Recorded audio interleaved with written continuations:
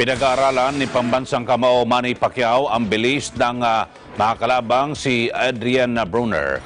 Sa NBA naman, nagdoble kayod ng Houston Rockets sa second half upang tapusin ang kanilang 3-game losing streak at masungkit ang panalo kontra sa playoff contender na Portland Trail Blazers.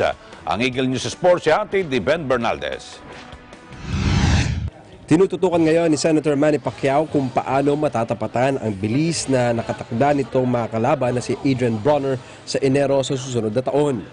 Sa kabila ng buwibigat na ensayo ng senador, sinabi ni Head Coach Buboy Fernandez na halos wala silang ginagawang pagbabago sa training camp kahit palimitado ang kanilang oras.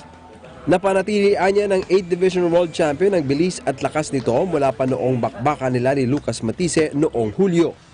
Kumpiyansa naman ang kanyang conditioning coach si Justin Fortune na mapapatulog agad ni Pacquiao si Broner na una nang nagyabang na ibibilang daw niya ang fighting senator sa pampitong kaliwete na kanyang napatumba. Samantala, matapos ang intense training, pansamantala namang nagpahinga sa kanyang pag-iensayo si pambansang kamao Manny Pacquiao. Ito ang isiniwalat ng kanyang trainer si Buboy Fernandez. Paliwanag nito, ang hindi pagdalo ni Pacman sa kanyang training kahapon ay dahil sa napagod ang pambansang kamao sa naging trabaho sa Senado.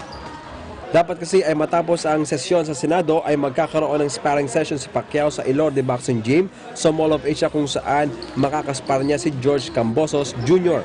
Ayon kay Fernandez, bukas, Huwebes, ay nakatagdang umuwi ng General Santos si Pacman upang ipagpatuloy ang kanyang training.